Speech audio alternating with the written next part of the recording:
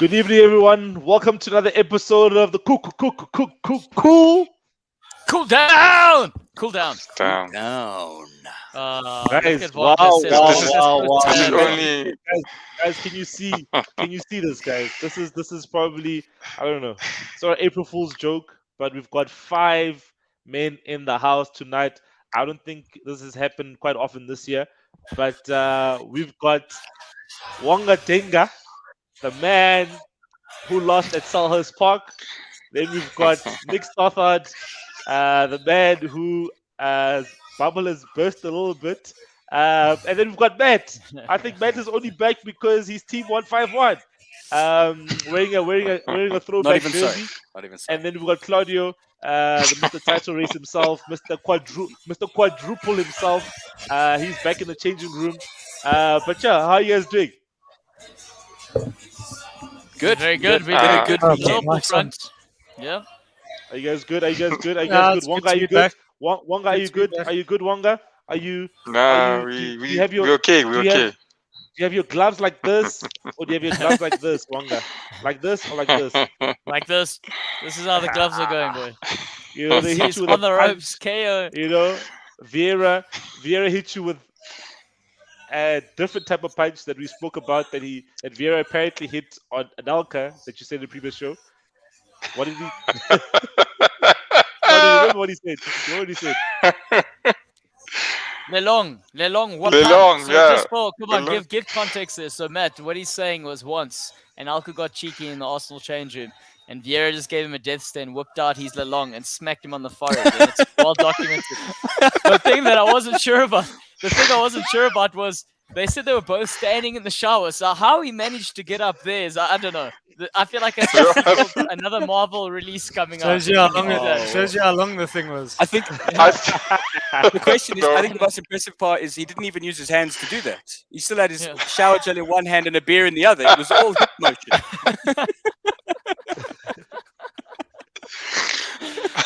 Guys,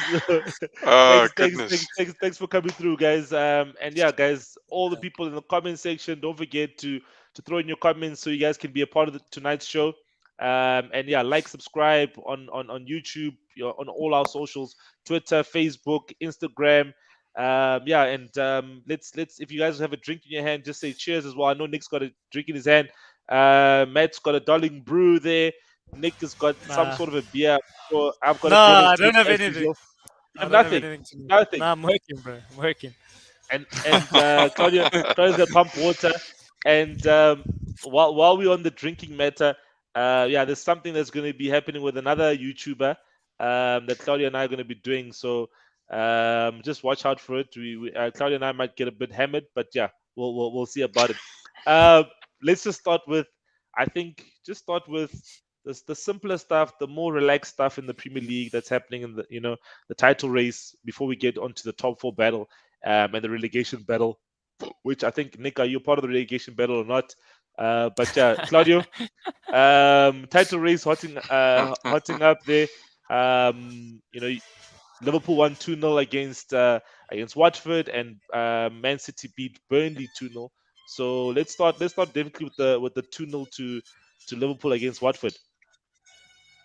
Yeah, gentlemen, I don't think there's much surprise here apart from Wonga just getting it all wrong this weekend. So if you're placing your bets according to what Wonga said, you were in deep trouble over the weekend. But yeah, routine victory. Watford did make them work for it. Let's not lie. Let's not kid ourselves. I think Roy Hodgson has made them a bit solid at the back, which is fantastic. And I think there's a good reason Sarr is linked with a couple of the bigger sides because he makes fantastic runs in behind, and he did cause Liverpool some trouble, and they had 1 or 2 chances. But at the end of the day, Liverpool managed to rotate some players, save their squad for this evening's game against Benfica, and also getting ready for the Manchester City game over the weekend.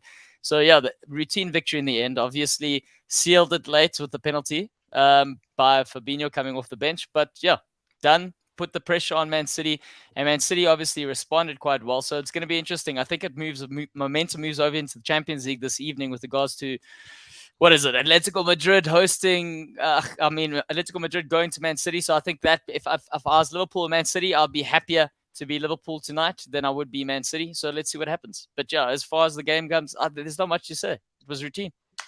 Was routine.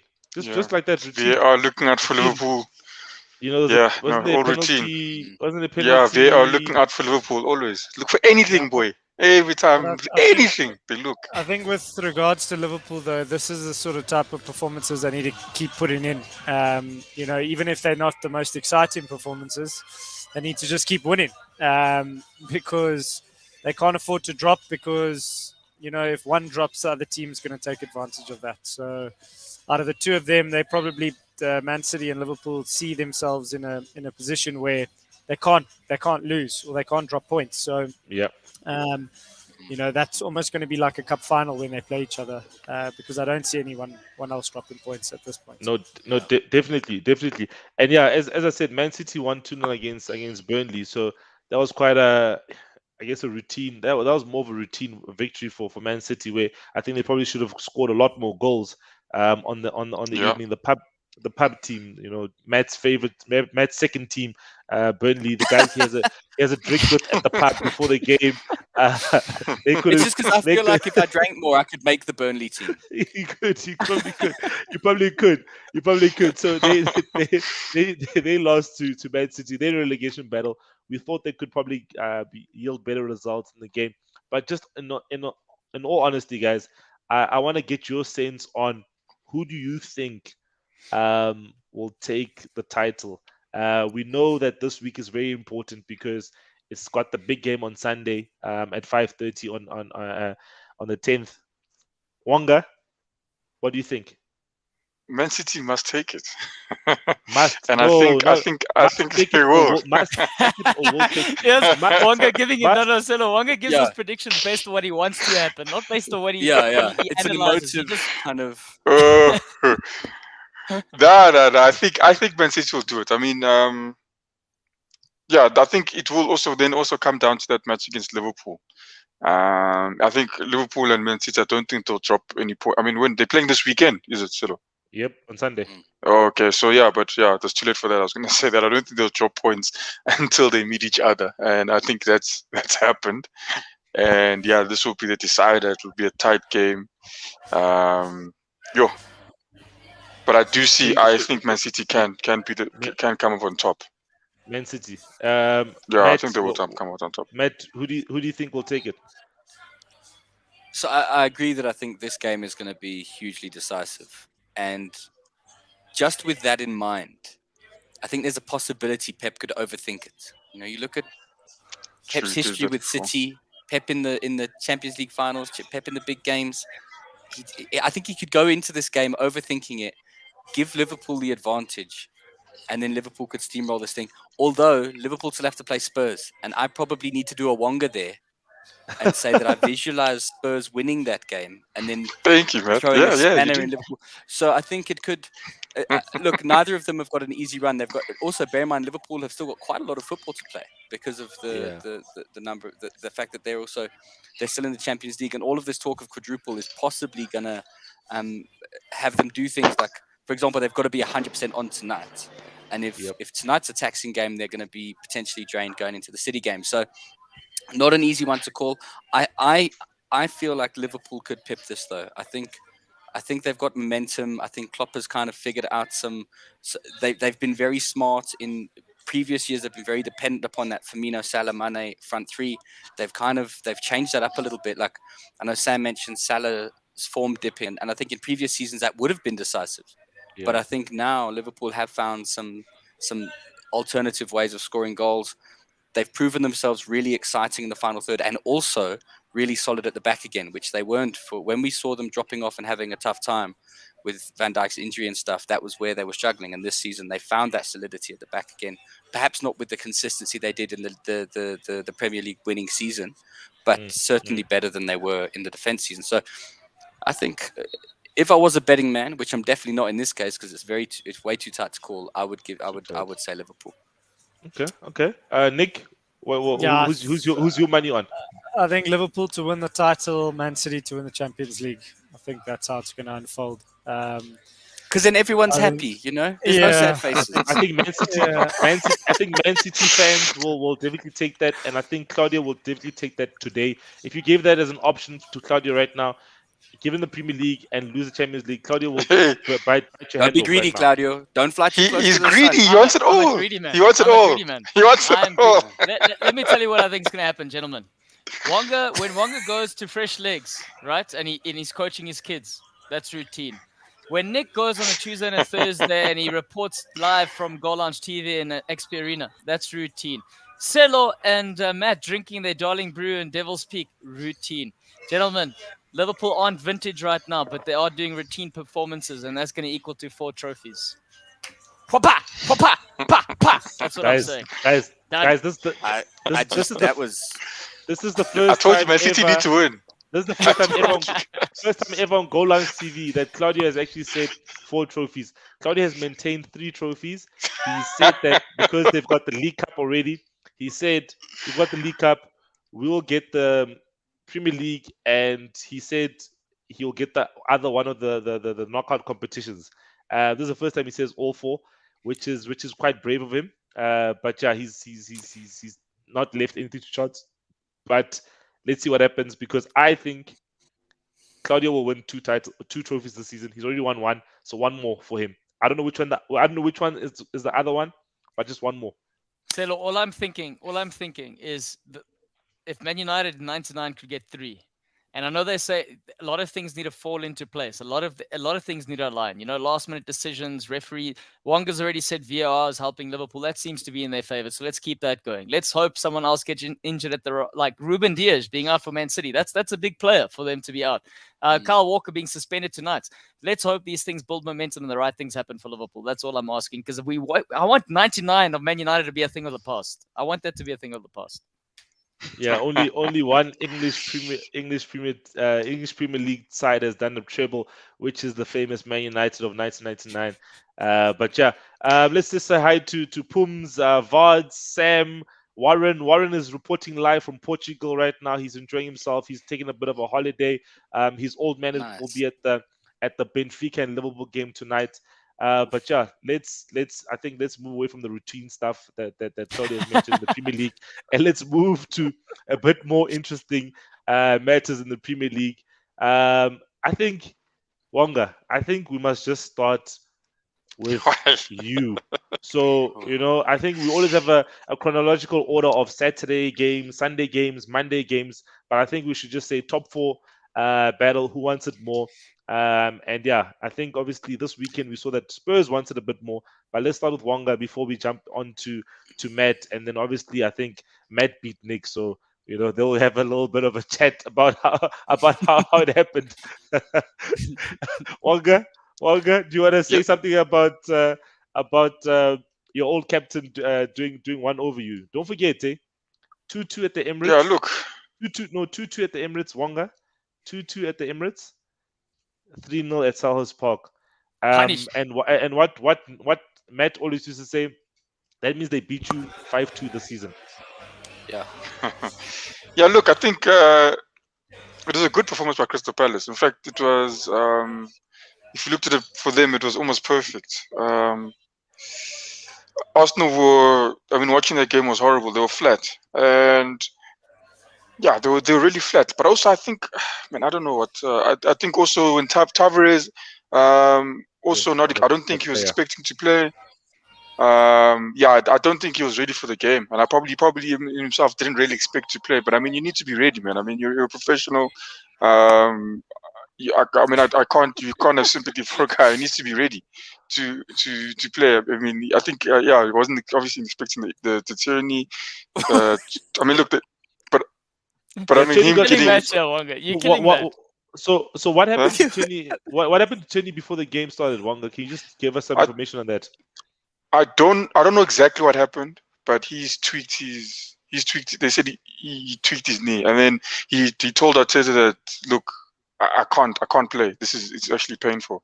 It was bad. It's actually really bad. Yeah. So now they actually now come out and say, yeah, he has to come and get an operation. Ooh, but again, big blow. Yeah, it's a big blow for him and obviously his country. For Arsenal. Arsenal and his country. Sorry. But no, I think Tavares, he'll be better the next game if they start him. But again, it looked like you could see he wasn't ready to start. Poor defending, and I think even the IU's goal as well came from him. Very, very simple thing to do, and he's done completely the wrong thing. I don't know why, but also I think the team as well that Arteta's fielded. You see this thing of Smith Rowe and Odegaard. I would play one of them. You know, if there's formation they're playing, I'd play one of them, not both of them. I would have played Martinelli on the left wing because he's been. So who would you play between Smith Rowe and Odegaard is the question. To be honest with you, Celo, I wouldn't mind any of them. If you had to stop him half time, because obviously you need the work rate to be there from the guy playing in that position. I wouldn't mind any of them on the field. They do play both well, and they're both on form now. But you see, he's rotating them, and then sometimes he plays them together. But in this game today, I mean, you're playing a Smith Rowe, Odegaard, Xhaka, and Partey, and then you play Saka. Everything it was literally every time we got the ball, we're giving it to Saka, and they closed him down the whole time. There wasn't now another option on the other side. And Smith Rowe, yes, he's a good runner with the ball, but you can even see when he gets the ball, he's trying to run down through the middle. Martinelli, we saw against Liverpool, he's causing problems, and he always caused problems. He always causes problems, and I think for me that was a big mistake. Wasn't the matter the fact that he was coming back from South America, coming back to the UK, a part to play, because obviously he got his debut for Brazil senior side. I think he played one of the games, or he was in the squad for both games, So the fact that he has to travel from South America, land in the UK probably on Thursday, Friday. Yes, the game's on Monday. Don't you think that the coach felt, no, I've got other players who were in Europe who've returned earlier, less travel time, they're fresher. Let us start with these guys because they've been good. Because I think Smith Rowe and Saka, Smith Rowe is the second leading goal scorer for Arsenal this season, and Odegaard is obviously a creator. They thought, let's start with these guys. You aren't playing Chelsea, you aren't playing Arsenal, you aren't playing Man United, you're playing Crystal Palace, and you should beat Palace with the starting lineup that you had, but you lost 3-0, and you lost comprehensively. Yeah, no, look, I can say we lost comprehensively. But again, I'll just say number one is I don't agree with the starting lineup. I still think Martinelli could have played. But what you're saying is also true, is that they were flat. They were like viewers, there was nothing going for us there. And then even bring on who's this? Nketiah. I think that's when I was like, yeah, look, I think this game's over, And as I got down to my bed, there's the third goal getting in the net. I hear it on my phone notification. But it was bad. It was a poor performance all around. I can't even lie to you. Wonga, let's save that voice of yours for when you'll rant later on. So you can save some of your notes for the rant later on. But guys, what do you guys think about Arsenal's performance? I think maybe let me just bring in another question mark that I saw on social media, guys. What do you guys think about what's just come up on the screen? Not winning it, but a candidate. Not winning, but a candidate. Because I think you have to have three candidates or 3 nominations, right? So I would assume that Jurgen Klopp and Pep Guardiola will be the 2 front runners. But just to have someone else who's done well this season, would Vieira be that third person? Nick? I think just in terms of what type of team Crystal Palace were before he took over, he definitely has to be in with a shot, in the mix of potentially becoming a candidate, because under Roy Hodgson they were a pragmatic team that probably just survived every year, and his mandate was pretty much to make the team survive. Now with the Vieira, he's completely transformed the way they play, and they brought in some good players, and I wouldn't say, yeah, like you say, Sil, I don't think he'll win it, but potentially a candidate if he can finish in the top 10, top 8, which seems quite likely at this point. The 2 front runners obviously will be your Peps and your Jurgens, but Vieira has done outstandingly for his first job, and first job in the Premier League. But what will be interesting is to see if he can kick on next year. He might have this sort of bounce in his first season. Can he go one better and potentially challenge for a European spot? He's not out of it. He could potentially get Europe with an FA Cup victory, which is an outside Yeah, that's true. possibility. They're still in the hunt there. But I mean, if he had to go win the FA Cup and finish 9th, why not? You could maybe even give him the award. Because Liverpool and Man City should be finishing in the top 2, especially with what competition they've had this season. No, definitely, I agree. I agree. So, and for someone who at the beginning of the season had Vieira as one of these 3 managers that are going to be relegated, Matt, what do you think of the other London teams' managers being nominated for Manager of the Year? So look, I mean, I have to put my hand up and say I got it wrong about him. I think the problem is my view of him was tainted by what Arsenal are today, and not what Arsenal were when he was there. And that was perhaps unfair of me. And to that I have to say, Vieira is not Arsenal anymore. What Arsenal is now is very different to what it was when he was there. And he's been a fantastic manager there. I think he inherited a side that needed not just a new manager, they needed very much a change of identity and a change of the way they play. And he's done that really well. They're a completely different side. They're no longer so heavily dependent on Zaha in one player. They've got some really exciting attacking options. They approach each game really tactically astute. And I think, whether or not he'll win it, whatever, I think it's clear that outside of the sort of top 6 managers, he's the one who's really lit stuff up and has shown that consistency as well. Because there's been other managers who've had good little runs. Brentford had a fantastic run of form, but they've obviously gone off the ball. They've got a much smaller squad. First season in the Premier League, very different situation. Gerrard hit the ground running at Villa, but he's also finding that it's not as easy as it was his first few weeks. Frank Lampard is yet to start at Everton. He's still waiting to decide when he's going to manage there. And I think, I think that he's definitely he's been hugely impressive, and it's been fun to see. I think it's nice to see Palace playing exciting football because they do have some exciting attacking talent. They've got some really interesting players. Outside of Zaha, they've got a lot of really the way they play. Also, it's very front foot, it's very attacking. I think to Wonga's point, it's not so much about the lineup that Arsenal played; it was the fact that they got there very lazily. And I think when you don't go up against Palace with intensity, they're going to run around you. They're going to find space. If you're not fully on it, they're going to take advantage. And I think they just got there with the wrong. And maybe partly it's to do. We've talked in previous seasons about Arsenal with this mentality issue and being a little bit overawed by the pressure. And we thought this season they had turned that corner. Maybe this is a sign that there is still a slightly soft underbelly. Yeah, Conor Gallagher he's a huge talent. He's had a phenomenal season. I really think if Palace can hold on to a few of these players, they're gonna have a fantastic season next season. So yeah, I have to take it all back. Vieira's been a fantastic manager. Arsenal signed the wrong former player to be their manager. The wrong person. The wrong person. Claudio, your thoughts on that, right? But I also want to add another point to it. Is I saw an Arsenal fan TV comment, right? I'm just going to tie it back to Conor Gallagher. Is that it's unfair that there's 32 Chelsea players out on loan. So basically that means when you play a team in the Premier League, you could be playing Newcastle and Chelsea. You could be playing Crystal Palace and Chelsea. You could be playing Brentford and Chelsea. You could be playing literally Chelsea in every single team in the Premier League, and those players are integral to those teams. So that Arsenal fan was saying that Chelsea have too many players out on loan, and they're helping other teams, especially when they play against them. But then the problem they don't have that many in the Premier League, though, Celo. So I know, no, but is a load of rubbish. But you know how fans will be is that they'll cry about when they lose, they'll cry about such things. But Claudio, what do you think about that, man? and just touch on Vieira as well.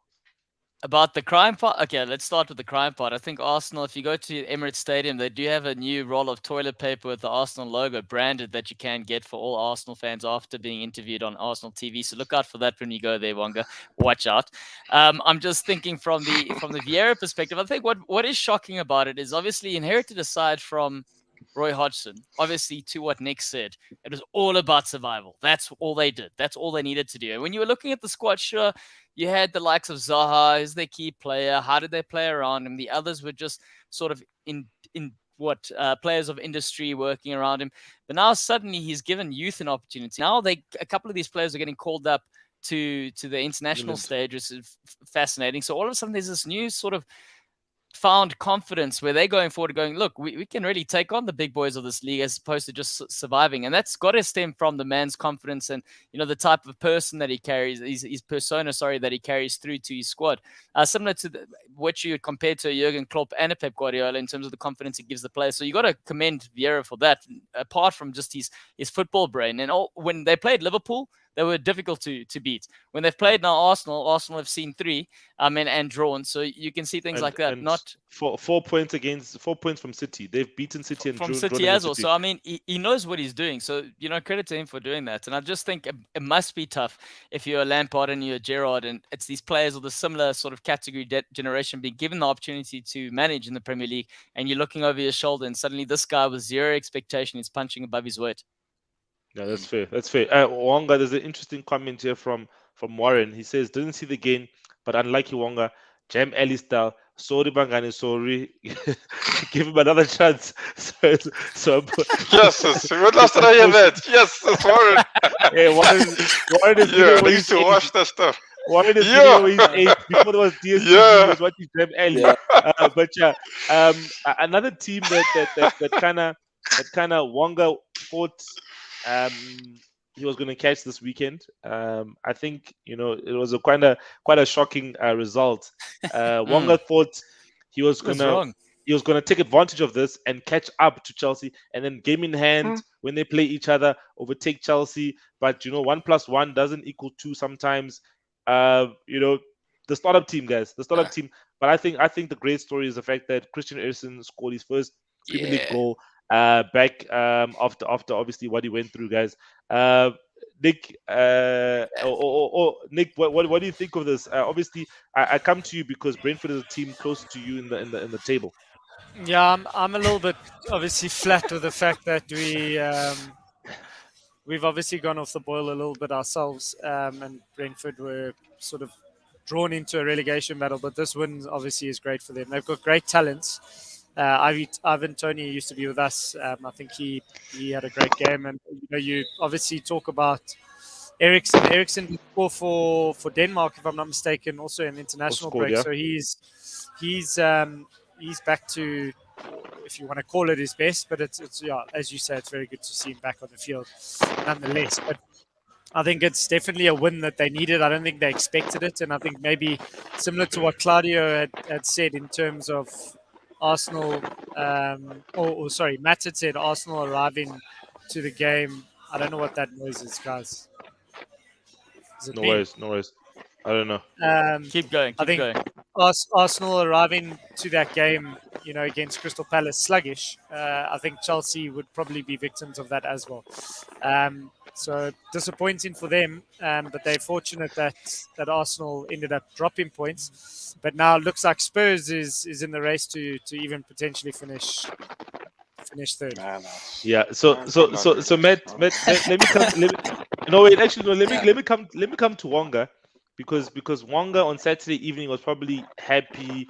Wonga doesn't drink alcohol, but I can just imagine you probably popping some sparkling water there and having a sip, and you're like, ooh, like extra fizz, lemonade, sparkling water, extra fizz, sparkling water. We're coming for Chelsea. So Wonga, what do you think of this performance from Chelsea? Do you think it's just a blip, or what happened? Because they had won. I think they had won all the games post sanctions. Yes, you see, Silo. You see, I think Chelsea were.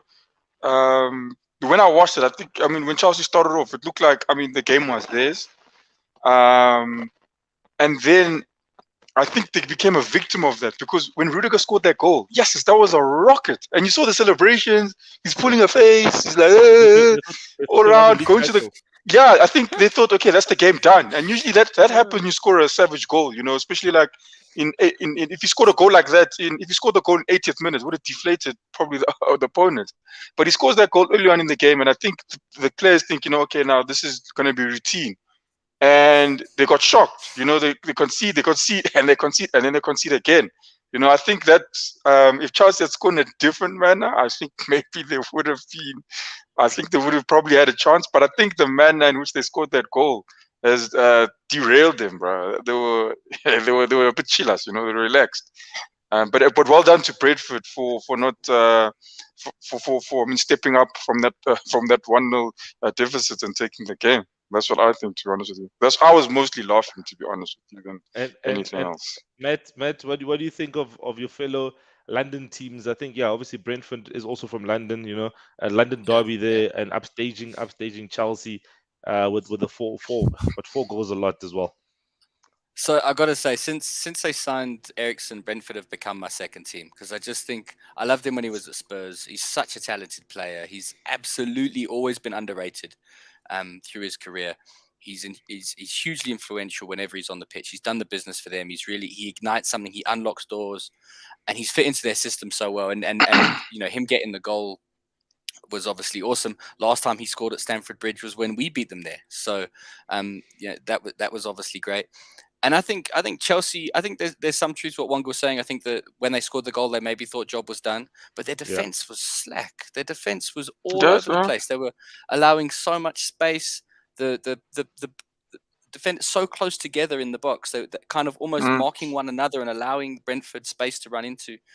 Really, really, and not the way you would normally expect Tuchel to have a side drilled. It's almost like they've taken their foot off the pedal, and I wonder if there's a bit of putting their head down, feeling like the season's kind of running away from them. Maybe also had one eye on the Real Madrid game.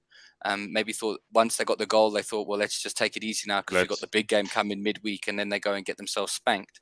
But Brentford were full value for their win. This was not a lucky result at all.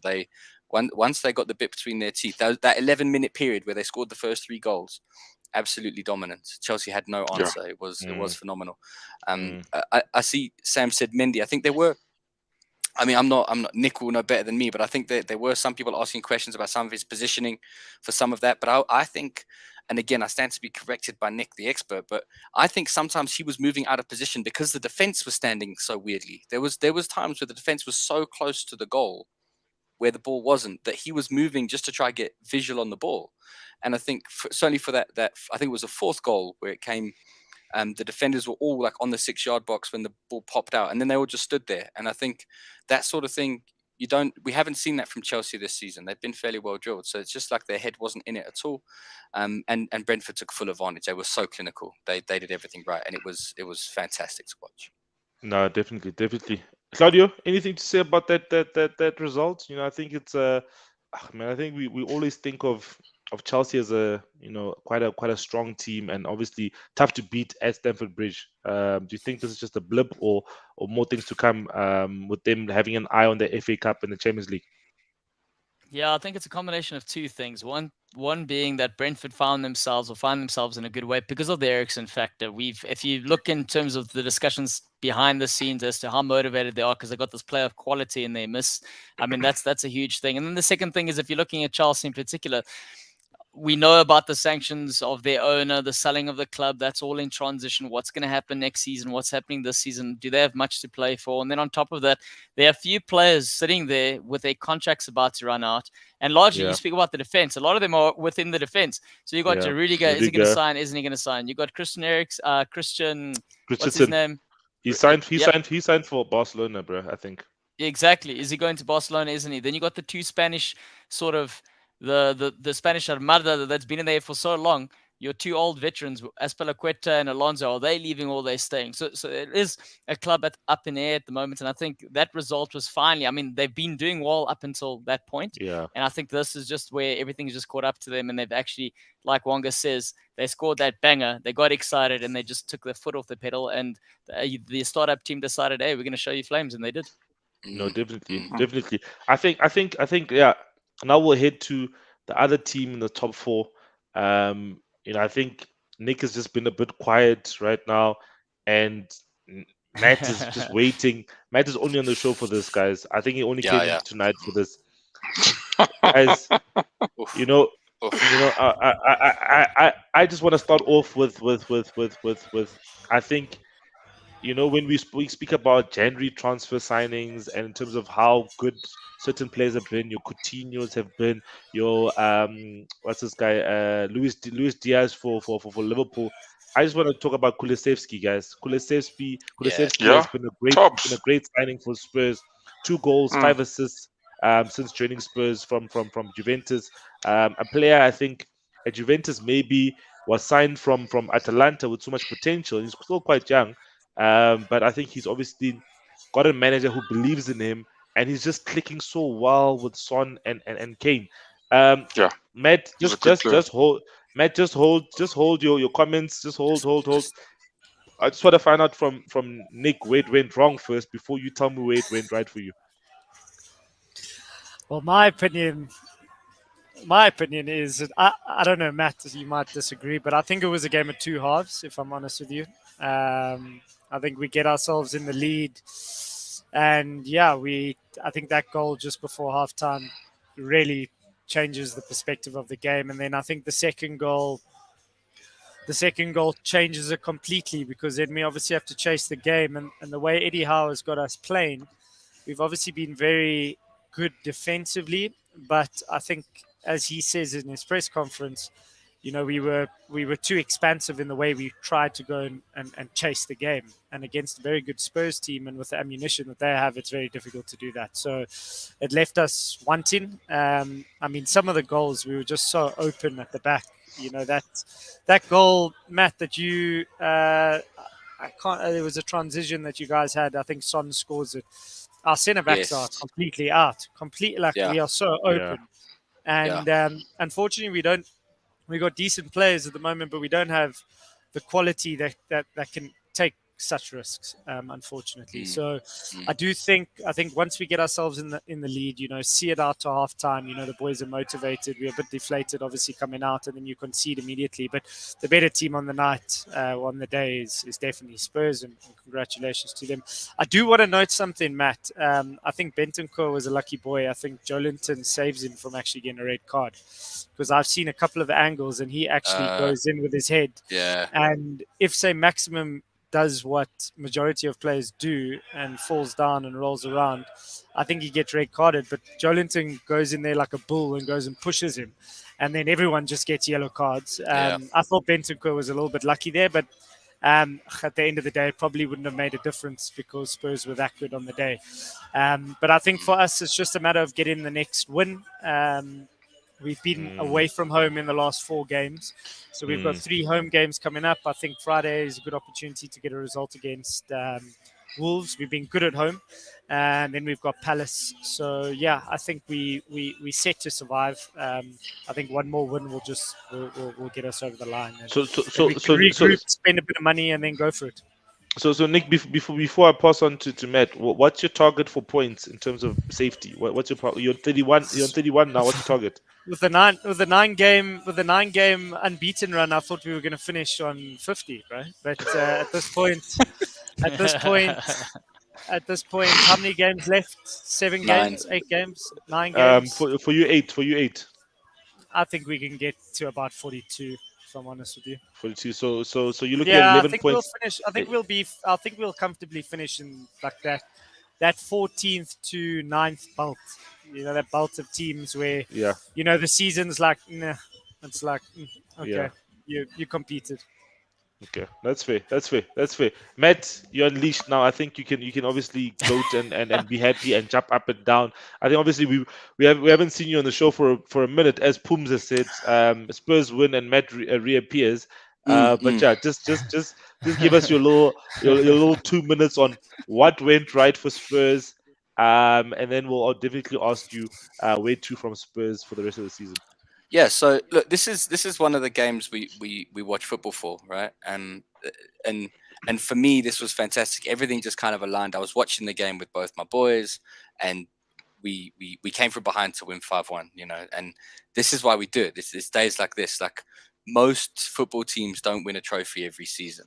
This is what you live for, these games where everything just works in your favor. You have the low of, we go behind to a free kick that was, just completely unstoppable. There was no hope there. It was a well taken free kick. It wasn't expected. It was slightly against the run of play. I thought Spurs were doing well, but Matt, they did do their best to try and take that free kick away from Newcastle, though. It's like they were anti-Saudi sort of advantage, and they were like, is it going to be handball? Is it going to be offside? Is it going to be? I wasn't sure what was going on. What is it? If they'd given that handball, I think it would have been really harsh. But it wouldn't, as it turns out, wouldn't have really changed the flow of the game. But yeah, and then to score 5 goals, it was fantastic. What a day! And everything just came together. Spurs have those days where our counter attack, and it's usually against sides who are too expansive. I think Nick was dead right. When we get given that room, especially since Kulusevski's come on, we really can make hay. They've got such a good understanding, the front three. The midfield is really ticking over. Bentancur has also been a huge January signing for us. He's really been good, yeah. He's I think I've said it before. He sort of replaces that Dembele-shaped hole that we've had for a couple of years now. He is really good in kind of in the transition periods. He'll turn around play and he creates space. He sees the movement in front of him. He's also really good at being in the right place to break down play. And he's just got the right amount of aggression. I think maybe in the Newcastle game, it boiled over slightly too much, but as Nick said, he got away with it. And yeah, it all just came together really well. I think defensively, Romero was huge. He's such an intelligent defender, and he's also got a nice amount of aggression. He he does push his luck, and he does wind up the attackers. I think there were a couple of instances where Joe Linton and St. Maximin in particular got sort of wound up by him. He gets and he bites at them, and I think it affects their decision making, and he's really good. And him and Dyer together just seem to bring a solidity, and they seem to become greater than the sum of their parts. Dyer's a better defender for having him there, and I think he's having Dyer to kind of lean on. So I think it all came together really well, and it did show. And you got to bear in mind, other than the United game, which I still think was one of those annoying ones where we didn't lose to United, we lost to Ronaldo. Really, the rest of the United side were kind of meh for most of the day. And he's a part of United. Yeah, exactly. He is. He's the biggest part, as it turns out. And but I think other than that United game, you see since the turn of the new year, since January, we brought in the new signings. Spurs have been playing some really consistent football. They've really put together some attractive passages of play. We're a lot more confident going forward. Kane must be one of the best passers in the Premier League at the moment. He can put it through the eye of a needle and pick out a teammate really well. So it's really exciting. It's really fun to watch. Matt, I've got a question regarding Kane. Yeah. I mean, this new Kane that we're seeing, and I say new Kane, but it was, did we start seeing him? You'll know better than we will, because obviously, like Settle says, you follow your team, so you're the expert. But this new Kane, was this before or after the Mourinho sort of incoming and trying to push Kane to new heights? So there was some of it there before, and bear in mind when he came through the youth structure, he played as a number 8 and he played as a winger at times. So he's always known how to do that. He's always known that role, but and he's always been quite an intelligent player. He's never just been an out and out goal poacher. And I think what we have seen, I think what's made the difference is that they've built systems around that. So him and Son have worked out an understanding. So now it's not just that he's able to do that, but also Son knows it's going to happen. So he's making the intelligent runs. So we're getting to see the benefit of it. And I think that's the difference, really. Not so much that, I think obviously he's refined it. And I think the Mourinho era definitely put it on hyperdrive, because it was very clear that Mourinho saw him and Son as the main outlet, and he kind of fostered that. But it's grown now, because now it's not just with Son. I mean, the link-up play with Kulusevski, and even with the wing backs, when Reguilon is on and when Doherty's there, he also picks them out with his passes. He obviously set up. It was for the goal again that Son scored, the one Nick mentioned. When Kulusevski made the run, it was Kane that picked him out from the midfield.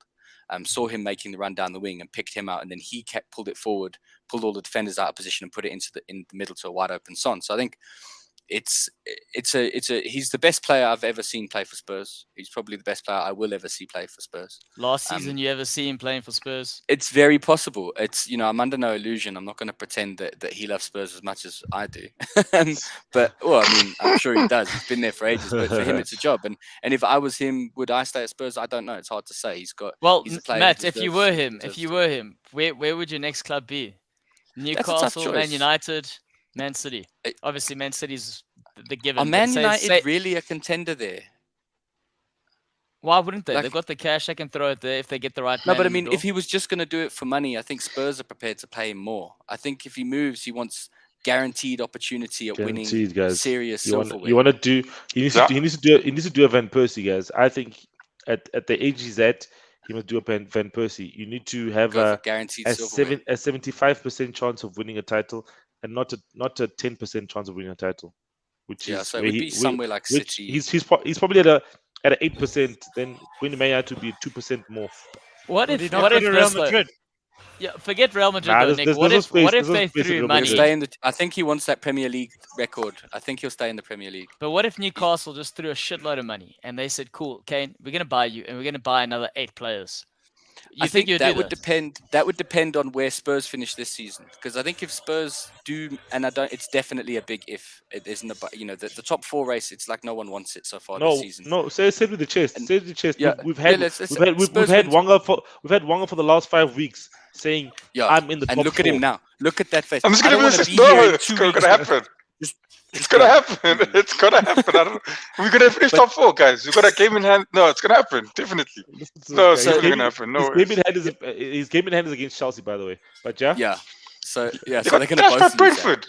And so I think if Spurs get Champions League, I don't think he'll go to Newcastle because he'll think I'll rather play another season in the Champions League. And then if Yeah. Newcastle are still interested when they've gotten further up the table, then if Spurs finish outside the top 4, then I think someone like Newcastle may potentially be able to pull him away. So I think there's a lot of question marks around Kane. I think also what happens with Conte will play a role, because I think it's clear. Conte is a very fiery Mediterranean chap. He could just as easily walk off in the summer as stick around, depending on Yep. whether he's back. Like what he did at Inter, yeah. Yeah, so I think there's a lot of question marks around Spurs in the offseason. That's why you got to live for days like this. You got to live for winning 5-1 and enjoying the game. It is what it is, and it was a fantastic game. It was a fantastic weekend for Spurs. I got to watch the Brentford Chelsea game and then watch Spurs Newcastle, and then of course Arsenal decided they didn't really want to play on Monday, so they didn't. It's before Warren goes, guys. Warren's old man, as I said, he's going to be at the Champions League game between Benfica and Liverpool. So he's just letting Claudio know why he didn't get a ticket. It's because his dad got a VIP box ticket. State of Hey, the man, art, you first can still class, hustle everything, outside, all man. of You can still everything, hustle all outside. of everything.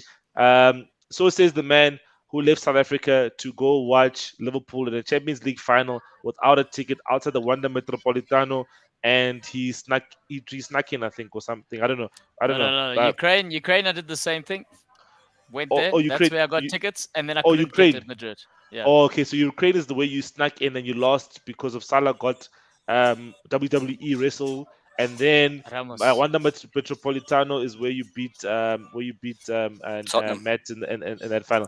But yeah, guys, Yeah. I think just the last part. It's obviously the smaller note of the weekend in terms of the Premier League is the team from Manchester that is doing other weird things, not being serious about trying to compete for a top 4 place. But yeah, This I was right wait, about. Is this Ragnick? This is what I Because was now about. you guys are saying you're not going to give him that job you promised him. So he's like, well, you're not going to play in the Champions League. I'm going to play Maguire every week. Like, that actually rhymes. But yeah, I reckon he ran as to the board on his way out. as Pums wanted to see, Pums, I've got my captain's armband. Come on, man, hit it. Pogba was doing that in the background. He didn't even know why. But yeah, We're not gonna make But yeah. Champions League. Gonna play Maguire every week. Okay, so sorry, as you were captain. Yeah. But Pums, I'm about to catch a flight tomorrow night. Going to go lead Manchester United for the rest of the season at centre back. I can play with both feet, so at least I'll be a better outlet as a left centre back than Maguire. But yeah, Man United is. Imagine they did that, definitely- just like open trials. Anyone who thinks they can be better than Maguire, they let you stand in a line, and you have to try dribble past him, and he just kicks lumps out of fans every Tuesday. I think that'll be good for his morale. I think he'll walk It into every probably will. Saturday feeling. That He'll could just work. walk out there like, look, I'm better than 3,000 fans. I'm probably okay. Do it. Send an email.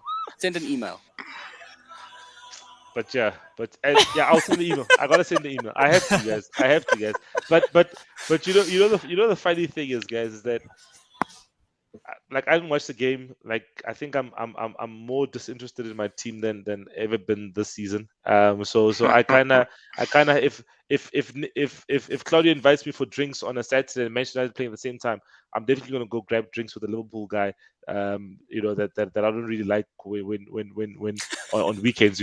So I'll definitely go grab a drink with him, then watch my team play. And this is a Man United fan who never watched his team managed by Roy Hodgson. That's all I'm saying. He signed Christian Poulsen, some 30-something-year-old Danish guy on a free, and forced him into the Liverpool. That's the shit I had to watch, Cyril. Let's take it easy. You stuck with Okay, Captain at Maguire, least- but it's your Yeah, you namesake. two talking about your teams having a at rough least- time while me and at Nick least- sit in here. Like, come on. Like, jeez. That's fair. Yeah, I'm fantasizing about the moment when Shola Amiobi scored at the New Camp in 2002. That's what I have Yeah, to so fair enough. Fair enough. He hasn't been through some really tough times, and yeah, I think Claudia and I must calm down. Especially, I think myself needs to calm down. At least I've seen some glory days, but yeah, I really don't know what's going on with this team. Lots and lots to ponder for the team. We haven't decided on which manager we're gonna sign or we're gonna appoint, and we can't even get the right players in place for when the season does come to an end. And yeah, I think we're just all over the place at the moment. Our defense is leaking goals as usual. And I think the players are just down tools. And we actually do have an opportunity to actually be in the top 4 shout. Arsenal drop points. We still have to play Arsenal. So the fact that we still have to play Arsenal means that if we beat Arsenal, that's 3 points to us. You know what I mean? And Arsenal still have to play. Yes. Arsenal still have to play at Chelsea, which for them they could drop You points. guys are going to draw, and there's going to be 4 red cards in that game. Exactly. So gonna be like, definitely there's an Shut, go opportunity get two for of us to be in that Come back on in in disguise. that top 4 race. But I think my season is definitely over, and I'm just gonna be on the show just to give my comments on what other teams are doing and I guess and watch the title race and everything else. But yeah, I think it's Also, shambles. does it's everyone shambles. else notice he's gotten a lot quiet since Martial's left Man United? Does anyone else notice that, Wonga? Yeah. No man. But I was surprised. I was surprised because I know Martial hasn't. I mean, he's been alright there, but he hasn't really hit the ground. He hasn't lit it up there. He scored a goal and then got injured and then missed like 3 weeks. And now he's getting back into the team. I really wanted him to just like to do well. bang him in and then turn around, like, see what you could have had. So, Yeah, that's fair. but That's- I would've wonder, been look, nice. like, Yeah, and so I said it last week as well. Like Man United, they're in a horrible space. And I mean, I honestly didn't expect them to win this game against Leicester. And they literally gave a performance that you expected. It was flat. They weren't doing anything. It just it's not the same Man United. They've got a huge problem. And obviously we know the players. And I mean, I don't know if I heard the Leicester fans booing him, but I hear also they were saying that the Man United fans are also booing Maguire, and people were saying whether they were questioning. I mean the players and I mean the fans whether they should be doing that or not. But I mean, hey, look, the guy hasn't been performing. I get it. Yes, support the guy, don't boo him. But I think it just shows that Man United are in shambles. I mean, when was the last time they put a player, if ever they did? Yeah, no, it's a bit tough. But yeah, I think that's just to end off the whole Premier League discussion, guys. Just a quick one from your side, guys. You're gonna see there's one game during the week, Burnley versus Everton. Just give me your prediction quickly, guys. It's tomorrow night. Wonga, what's your prediction for this game? Burnley versus Everton, quickly. Bottom of the table. Nick is not really worried about this game because he's probably like, I'm on 31 points. You guys on 20 something, So what do you think there, Wonga?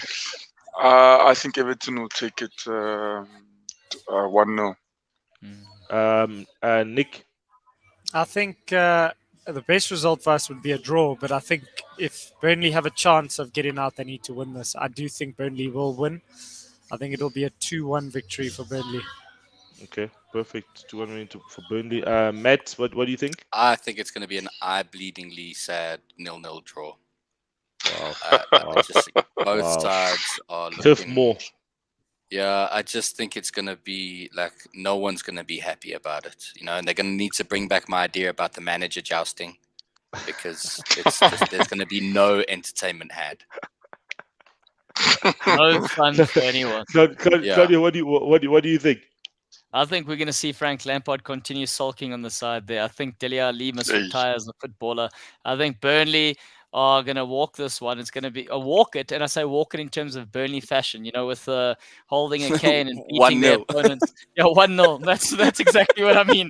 Walk it with a 1-0 cane. 1-0. Walk it with 1-0. John Dash, throwing pies at 1-0 and then change to 10 defenders. That's what I think is going to happen. That's exactly what I think is going to happen there. I think it's going to be a 1-1 draw for this game. A boring 1-1 draw at Turf Moor. Might be a bit cold. That place has got its own weather.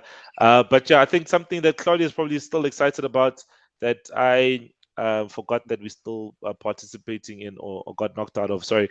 But Champions League first legs tonight.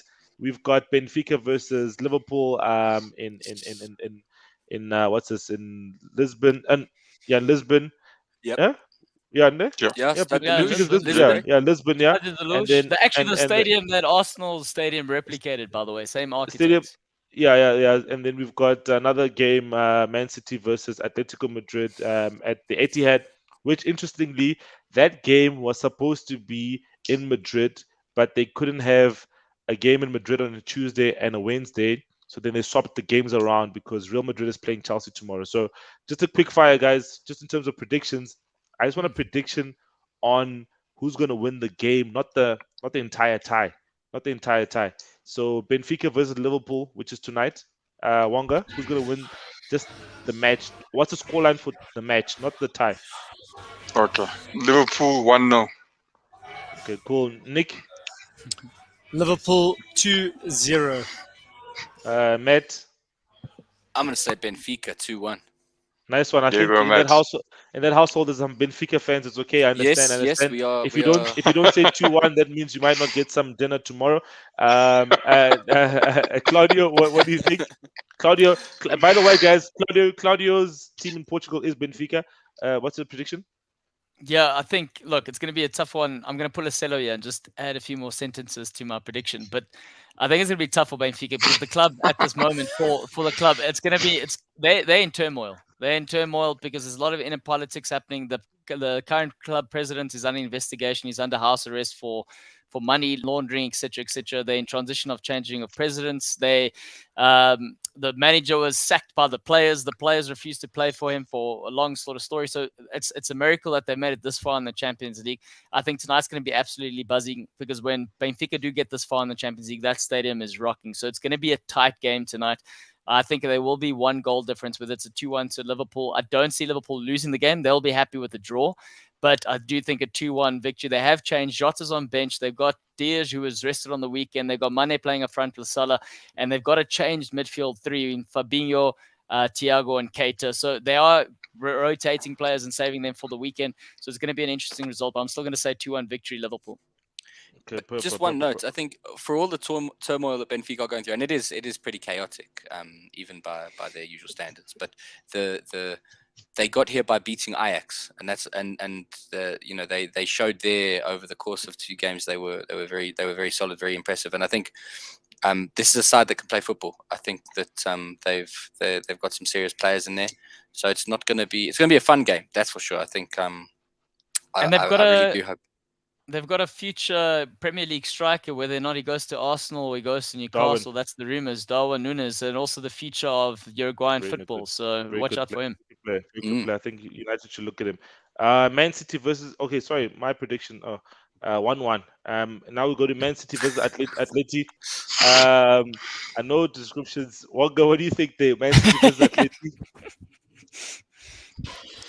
I think. I'm trying to think. I think. Yo, goodness me. I say 1-1. 1-1. Nick, what do you think? Another 2-0 victory for an English team. Okay. English teams are too good. I'm not sure who's going to win the game, but I think Simeone's going to win the fight in the tunnel. Okay. That's one. Claudio? I'm going to agree with Wonga there, 1-1. 1-1. Okay, I think Felix to score for Leti. Man City will win this game 2-1. Yeah, I think it's just I think Man City typically want to go far in this tournament, and they will go far in this tournament. And then tomorrow's games: Real Madrid versus Chelsea at the Santiago Bernabeu. Wonga. Real Madrid 2-0. Okay, wow. Okay, after they lost 4-0 at home to Barca. Okay. Nick. Worst time to play Chelsea after getting spanked 4-1 on the weekend. I think Chelsea will win this game 1-0. Matt. I think it's going to be 3-2. I think both sides have shown a bit of a soft underbelly, but I think Real Madrid will come out on top. I think 3-2. Interesting. Yeah, I think right, Real Madrid off in the Champions League at your own peril. I think 2-1 victory to Real Madrid. I think it will be 1-0 to Real Madrid. Karim Benzema to score the goal, and then the last game, probably the most uninteresting game of the Champions League quarterfinals. Villarreal, good evening versus Nagelsmann. What do you think, there, Wonga? Your favorite coach, good evening. How is he going to play? Zuma. Man, but it's Bayern Munich. But I reckon let's say 2-1 Villarreal. 2-1 Villarreal. Wow. Villarreal, Nick? yeah. Nick? Yo, big one. Bayern Munich 3-0 victory. Yeah, Bayern Bayern Munich Munich got 3-0 that. victory. Bayern Munich 2-0 because it's away. Okay. David not know. That's fair. Oh yeah, sorry, Sam. You are right. The game's at Stamford Bridge. Yes, that's cool. Oh, that No changes my prediction, Chief. That one. Yeah. That changes my prediction then. Yeah. But it's okay. Your predictions are predictions. There's no away goals. It's just There's no money on this, bro. Don't stress. Yeah, there's no way it goes We'll even that. come back and say you're wrong, but yeah, Sam is right. Matt, what do you say then? He said Bayern Munich. I said Bayern Munich 2-0. Okay, and then you, Claudio. I think Bayern Munich are going to whip out the steamroller and flatten Villarreal and serve the Spanish people paella. That's what I think is going to happen. So I think it's going to be a punishment there by Bayern Munich. They're going to steamroll Villarreal. Yeah, okay, whatever that means. That's not how you make paella. Cook them in the paella. So I think it'll be a 3-1 victory to Bayern. I meant flat bread, Bayern. Chief. That's what I meant. Flatten everything. 3-1. Flatten everything. Hey, how's This this? paella is disgusting. You insult our culture. Arjun. You've come in quite late into the show, but yeah, I think it'll be 3-1 to Bayern Munich. And yeah, guys, just something probably maybe some of the viewers may have not known. The UEFA Champions League is in the quarterfinals, but there was a draw today for the CAF Champions League. Yes. So I just want to just touch a little bit over it. Maybe Nick has some insights there. But yeah, CAF Champions League there was a draw today. With Mamelodi Sundowns getting 16 points in the group stage, which is the highest ever points tally that a South African team has. I think it's even probably the highest ever points tally a team has ever had in a group stage. So they went through to the quarterfinals, and your other regulars are there as well, Al Ahly and so on and so forth. But I'm just going to share my screen just so everyone can just see what the quarterfinals look like. I think maybe Claudia can just give us some insights into one of the teams as well. He may know a bit of something or two. So we've got Al Ahly versus Raja Casablanca from Morocco. We got CR Belouizdad, that's from Algeria, versus Wydad Casablanca, which is from Morocco. Then we've got Pedro de Luanda from Angola versus Mamelodi Sundowns. And then we've got ES Setif versus Esperance ES Setif is from Algeria versus ES Esperance from Tunisia. Claudia, do you know anything about Pedro de Luanda that will be playing Mamelodi Sundowns? I know maybe is it being wrong assumptions, the fact that they speak Portuguese, that you know something about them? Yeah, terrible assumption. I know absolutely zero. Never. Guys, if you look at it on paper, Sundowns got a favourable draw. Definitely. If chose any team in that draw, you would have taken a newcomer. But obviously, write them off at your own peril. They're in the quarterfinals for a reason. Yeah, yeah. So just the question I wanted to pose. I think obviously not all of us maybe keep up to date with the local scene. My question is that is Sundowns the favorites for the CAF Champions League because they've got the most points tally of all the teams and they've got a favorable draw against a team in Angola. Also, you don't really have to travel that far to go to Angola. Whereas if you were gotten a North African side like a Algerian team, you'd have to fly to basically fly to Europe to play a football match. So what do you guys think of just Sundowns' chances in the CAF Champions League? Wonga, do you think they can go all the way? Yeah, no, I think they can. And I mean, I think if you look at Sundowns as well, they've got I don't know how many people they can put in the league, but in that CAF league, but they've got a huge squad. Yeah, They've got a huge squad. They've got two squads, three squads, and they've got a coach for each squad in the team. So like it's That's right. I think really they always have a chance. I mean they were there last year, and I think this year again they probably also going to be. And I mean, like you said, they've come out there. They've come out there good form. So definitely better than what they did last year. So why not? Why we can definitely not write them off. No, definitely. No, No, definitely. I don't think we can write them off. I just do think that the North African teams are better prepared for the latter stages of these tournaments. Yes, obviously Sundowns have won it. I think they won it in 2017, and we've, you know, as a nation supporting Sundowns going into the latter stages of the tournament. They're always there and thereabouts. Chiefs did it recently, but the ascendancy will always be with the North African teams. You know, you talk about Sundowns not having to travel that far, but those teams are all playing each other. That's like flying to Durban for them, you know, or flying to Cape Town for them. So, you know, it will be sort of an easier journey for them. But what will be interesting is when they play against one of those North African teams, potentially in a semi-final. I think that will really test them because if I'm very honest, and I'm going to be brutally honest, those teams in North Africa are tested on a more regular basis because there's better quality teams. And that just shows by their nations qualifying for the World Cup, majority of them. And South African teams are not tested. Sundowns aren't tested. Sundowns, I think, need to win one more game and they win the PSL. And I think there's still like 8 games left. So I think that just shows you. So Sundowns will have to be on their best, be at their best throughout. But it is a cup competition now. They're 7 games away from potentially lifting a title. And we have to back the boys. You know, bringing back the trophy will be good for the nation in general. But yeah, I'm just flat with South African football. You know, just looking at the World Cup draw and just everything, all of that type of stuff. Claudio, I know you're quite you're always a big voice in these circles. You know, when it comes to African football and the quality of the football. Is it the right standard? The officiating, all of that stuff. At least we do have VAR for the quarterfinals. Going forward, I think last season we had it from the semi-final going forward, which did help Kaizer Chiefs, where they had an offside goal ruled out incorrectly, and then VAR obviously overturned it against Wydad Casablanca in Morocco. Claudio, do you have any little few comments? Okay. Arjun says, I have no idea about any of the teams, but Sundowns is going to win it.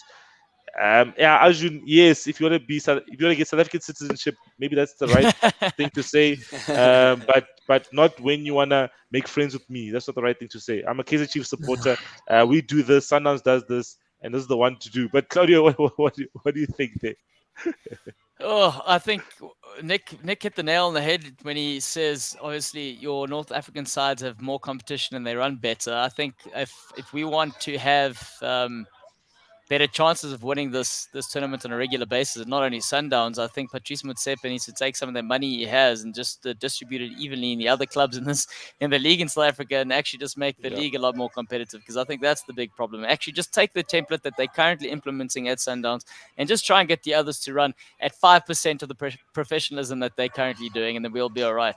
I think that's my biggest take on all of it. I think with regards to and it's a pity really, because this is obviously a CAF Champions League sort of draw, and the excitement that if you take us as fans, African fans, or we following the Premier League, we're more excited to obviously follow the Champions League. So they definitely need to be putting in more.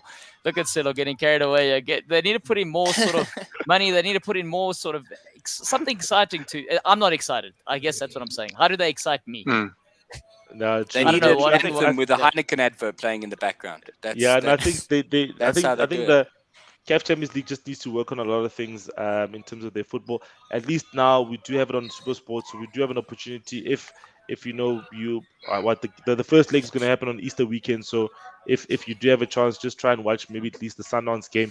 But Claudio, let me just add to that. Yeah. You know, that's why I'm actually so annoyed. I had a conversation with someone. You know, Pirates is also one of our biggest teams in South Africa. Confed Cup. Even they're there in Confederations Cup. Chiefs are, but what they're doing at their clubs are Shambles. They're below par. shambles. You know, I was told that, and I won't mention who, but the hierarchy at Pirates said it's financially not viable for them to have an academy anymore. So this year they do not have an academy. So it just shows you. And Hectic. for me, that's just how are you one of the biggest clubs in South Africa, let alone potentially Africa in terms of your following? You feel it's not right and financially viable to run an academy. So for me, it just annoys me, and it just. Yeah, I mean, someone working in the industry here, it makes me a little bit frustrated. It's funny. I know, Nick, in England that you can't.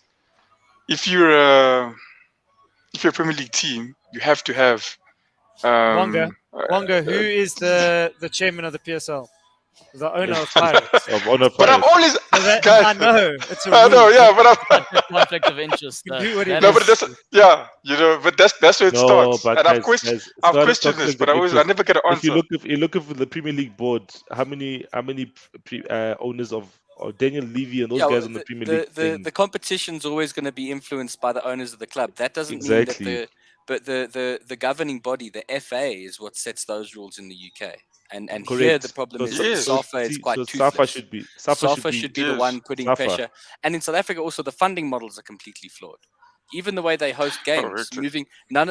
how often like the teams don't play their home games in their home stadium every week. Sometimes, yeah. It gets moved They around don't in own, this because they don't yeah, own they don't stadiums. own. But that's I also mean, how do that's- you build a funding- following? That's a But that's funding it. issue itself. But guys, because, but I mean, Claudio, I was Claudio, at Tux when we Claudio. were in the PSL. Claudio, We in were Italy, given they £5 don't own the million, stadiums.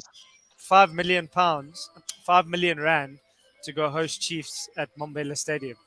A team like Tux with no budget or a lesser take it. budget, you're going to We'll take take that. it.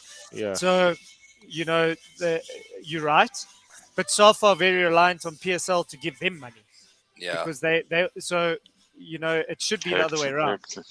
Um, Yeah. But guys, we can be here all night talking about that. Yeah. So we'll have a separate show for that. We'll have a separate show for that. Wonga. It'll need to be That's more not a serious. bad Like, idea. we'll have to wear No, but suits that's- and stuff. Yeah, What- wear suits. But we need to get some of the officials on. We must make a plan. We'll get guys, and we ask these questions. We ask the hard questions. Yeah, sorry, Selo, go ahead.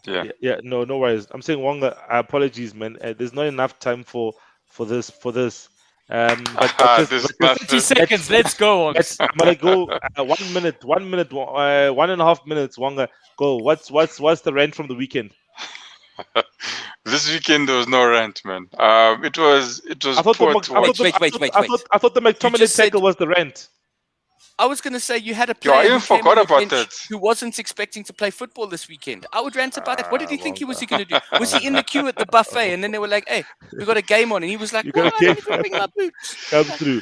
Nah, look, it was no Silo, but no, seriously, talking about that situation, I even forgot. Wonga. And people said it right. You know, I don't agree with Shaka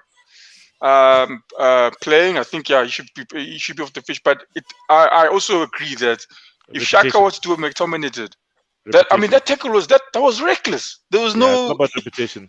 But this is what I can't understand it. We hear and we always go say Wonga's rant, and it's almost the same thing. VAR the whole time. We are looking at the same thing here. You can play it fast, you can play it slow. When you play it slow, it makes the tackle look better. But when I saw that tackle first hand, I was like, no, the guy's definitely off. He's definitely off. He's jumped in. I hear He you. studs up, ankle. I hear you. It's poor. The VAR guys need to step up, bro. They need to step up. He was very lucky. He should have been a red card. I think, guys, in football, it always happens. I think the refs have not. I'm not saying the refs have a bias, but refs go into a match and say, okay, Raheem Sterling just went easily down for a penalty. He could have been touched. He could have not been touched. It's not a penalty because why? Raheem Sterling has a reputation of diving easily. Similarly, Shaka goes in for a hard tackle. Stats are showing they set a red card because it's Shaka. McTominay, British boy, Manchester United development doesn't get a thing. But Wonga will reserve the others for another day. But I see Arjun's got some exciting news here, guys. He says he's got an internship with Uridu. So I'm coming to the World Cup for free and meeting the teams, which is pretty exciting. Well done there, Arjun. Pretty decent. Nice And one. then After the city's got Take some pictures. Take some pictures. We'll talk about on the show. Then our richest, our avid follower who keeps on living her best life says evening, guys, and then saying, how many of you guys am I seeing in Qatar? Guys, are you hearing that? Take us there. He's there. We need to speak to the CEO to see if we have budget there to. Let's to go. see if we've got budget. Let's see if we've got budget. Maybe Let's see what we can do from Fresh Legs, XP Arena, and Goalloungetv. Let's see what we can do. Let's pull some money and on Wanga's hot bets and make some money off that at Flyers Day. I like that idea. On a side note, I follow a couple of fans in the UK and they've booked already. Obviously, the draw's out now, but they are saying it is hellishly expensive. Hellishly expensive. I can imagine. Accommodation, Yeah. tickets. Yeah, And that's for someone who's earning the pounds. Pounds. Yeah. It's also it's in the desert, guys. I don't know if I'm going to survive. You know, like I struggle with that level of heat. I don't know. That's, apparently, some of the stadiums they're going to have like air-conditioned stadiums. Air-conditioned stadiums, yeah, that's true. Yeah, it's going to be. I'm going to be a mess there if I go there. See, Jets, Selo hosts, and we run 20 minutes over here. Selo, come, guys. What's going on? Guys, it's the first show with 5 people on this year. Wonga, final thoughts? No, actually, Wonga had a Wonga's Rants. Nick, final thoughts there. Don't rob him from his final thoughts. Good to be on again, guys. Excited to watch some Champions League tonight. Should be quite exciting. And hopefully Friday night my team can get back to winning ways. Okay, no, perfect. Okay, Wonga, they said you must still have some words to say. Well, yes, no, my final thought is related to my rant in the fact that this thing of when the refs blow and they look at intention, they must scrap that nonsense. They must judge what's happened right in front of them. And if the only way you can find out true intention is by asking the player. And you know what they're going to say if you ask them. Okay, Matt, what's your final thought? Like little court sessions in the middle of the game. Referee pulls out a gavel. What were you thinking? That's the truth. No, my final thoughts. Objection. Like I said, this weekend is what we watch football for. You know, those 5-1 wins, the unexpected kind of everything goes your way. Throw your kids in the air, kind of a match. So yeah, it was great. I'm glad to be back. And I'll see you as long as Spurs keep winning. Which is not going to come back until next so that's year. it. That's me. I'm done. I'll see you next season. Claudio, what are your final thoughts, especially the big game tonight? I've got something special. This is it. Yeah, that's what I'm talking about.